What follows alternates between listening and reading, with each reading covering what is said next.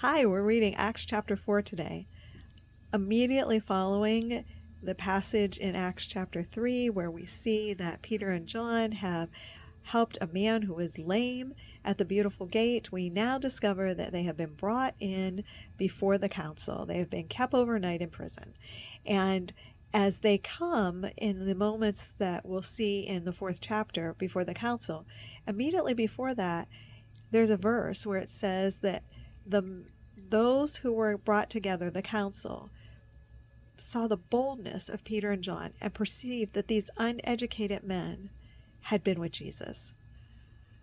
I heard Bishop Mark Webb talk about that verse a few years ago in an event where I was in attendance.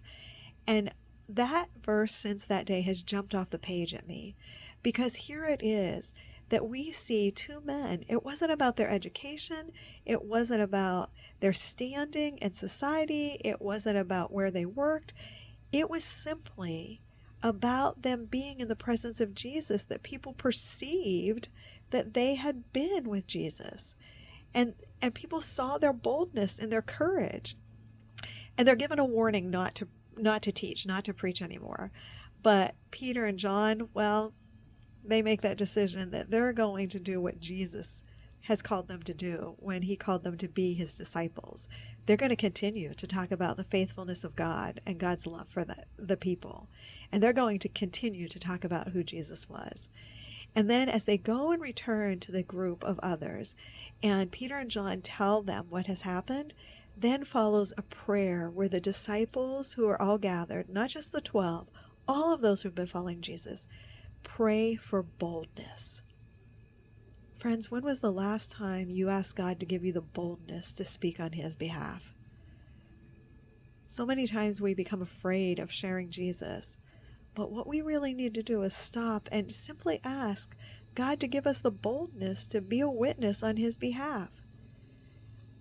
When we are willing to do that, I believe that people will perceive that we have been meeting with Jesus in our own personal prayer time. I believe that people will see that and they will hear it as we give witness to who he is. Friends, I don't know about you, but I really want people around me to have the perception and perceive for themselves, by the words that I speak, by the actions that I do, that I have been in the presence of Jesus.